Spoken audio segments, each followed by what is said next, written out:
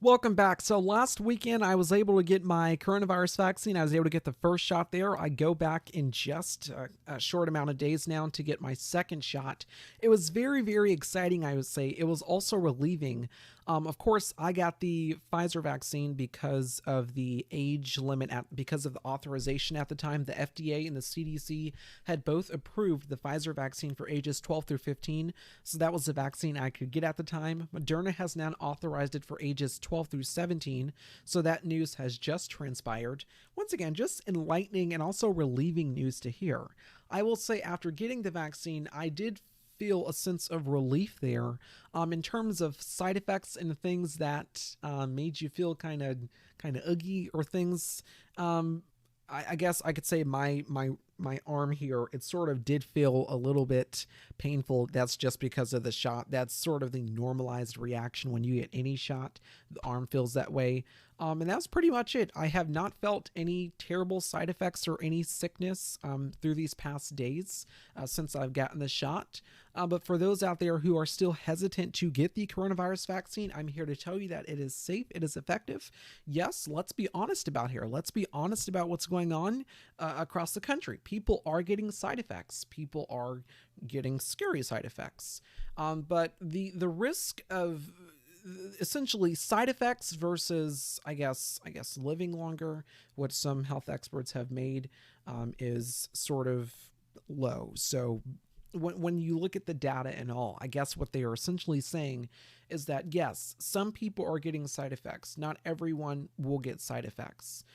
Many people have been saying that they've been getting side effects after their second shot. Of course, that is to be determined for some people. When some people get these vaccines, these coronavirus vaccines, some people get side effects and some people don't. They are essentially as healthy as ever once they are getting their shots. Another thing in conspiracy theory world that people have been sort of speculating or sort of scratching their heads about when they're watching the news is that people who've gotten the vaccine and who've died after it. I've actually been doing some reporting and some research on this, finding some reporting and research, and doctors and health experts are essentially saying the vaccine is not going to kill you. If you die after getting the coronavirus vaccine, perhaps it is because you had a pre-existing health condition. Now, if you are super healthy, of course, research is still being done into that, of why exactly that could have transpired. What health experts are telling us now about people who are unvaccinated, they are saying that if you are unvaccinated, you are still at risk of contracting the coronavirus, as research is still being conducted. Just weeks ago, the CDC released controversial guidance saying that people who are fully vaccinated are allowed to take off their mask outside, also indoors, except in I think really, really crowded areas. That that guidance that has been released by the CDC has been met with some ambivalent reactions, meaning sort of mixed reactions around this, like, I think I'll keep my mask on for a while. So that's been going on as the CDC has just released this very controversial guidance.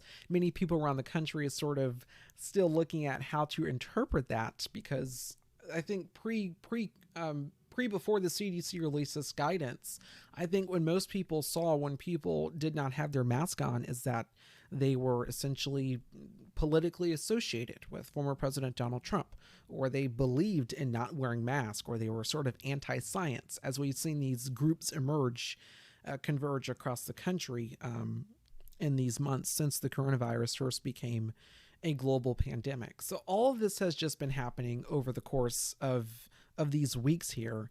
Once again, the CDC essentially telling people that if you're unvaccinated, please keep your mask on. Also, consider getting vaccinated. I will say about this one last thing here. Vietnam. We've been seeing these coronavirus variants sort of grow and we've become seeing more of these coronavirus variants become prevalent across the world because the pandemic is still here. We do have some breaking news here. Vietnam has just detected a new highly transmissible coronavirus variant. This is reporting from NPR. Quote, Vietnam has detected a new coronavirus variant that is highly transmissible and has features of other two strains. Quote, Vietnam has announced a new COVID-19 variant combining characteristics of the two existing variants first found in India and the UK. Health Minister Long said, according to Reuters, that the new one is an Indian variant with mutations that originally belonged to the UK variant, and it is very dangerous. End quote. So that's once again reporting from NPR.org as we're receiving this breaking news here. I will say, if you are reluctant to get the vaccine, of course, there are people of prominence who have gotten the vaccine, like celebrities and also former presidents. If that gives you any solace, also religious leaders. While I think it is important to remember and to report on the success of the coronavirus vaccine achievements, I do believe it is also important to keep track of the coronavirus deaths in this country. Also, the infections. As of today, more than 33 million Americans have been infected with the coronavirus, and more than 594,000 Americans have died from this disease. More than 594,000 people. Mothers, wives, fathers, kids, teachers. The pain and the grief that this pandemic has brought us is devastating. It is worth remembering it for the lives that have been lost and also for the people who have the coronavirus but are still here. I mean, for the people who have had the coronavirus and who are still here, that is a traumatic experience. There is one group of people who have had the coronavirus and they are still here, and that one group specifically who's going to be dealing with these COVID symptoms potentially for the rest of their lives, those are called COVID long haulers.